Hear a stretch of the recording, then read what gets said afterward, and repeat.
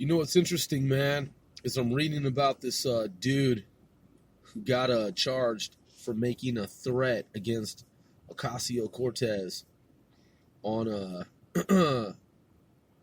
Facebook, social media, and they charged him, man, with the crime. It says right here, this dude named Ireland, and then when you scroll down, when you look at this article from Yahoo, USA Today, they're talking about a Toledo, Ohio man, and then the prosecutor says, quote, "There is absolutely no place in the marketplace of ideas for threats of violence against any person, especially those who are elected to represent the American people."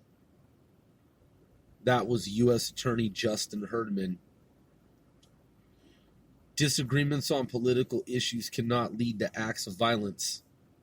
And if it does, we will seek federal prison time. It's really interesting, man, how the U.S. government protects terrorists. It's interesting, man, how Justin Herdman would make that statement. Yeah, man. Hey, man, people who represent Hamas, and the PLO, and Al-Qaeda, and ISIS, and motherfucking other terrorist groups, it's interesting how they're protected by the United States government, man. And Justin is saying here that U.S. Attorney Justin Herdman, quote, said in a press release, "Disagreement on political issues cannot lead to acts of violence. And if it does, we will seek federal prison time. There is absolutely no place in the marketplace of ideas for threats of violence against any person, especially those who are elected to represent the American people." It's really fucking interesting, man. Ilhan Omar is a really interesting person, man. She's a really fucking interesting person. Wouldn't you say that? Timothy McVeigh was a really interesting person, too. So was Adolf Hitler. Yeah.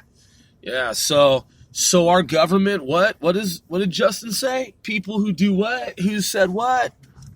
I've worked with a lot of prosecutors, and I've been involved in various prosecutions of different individuals in cases that I've been involved in. That's really interesting. Huh? Really? Wow. Yeah, wow, okay.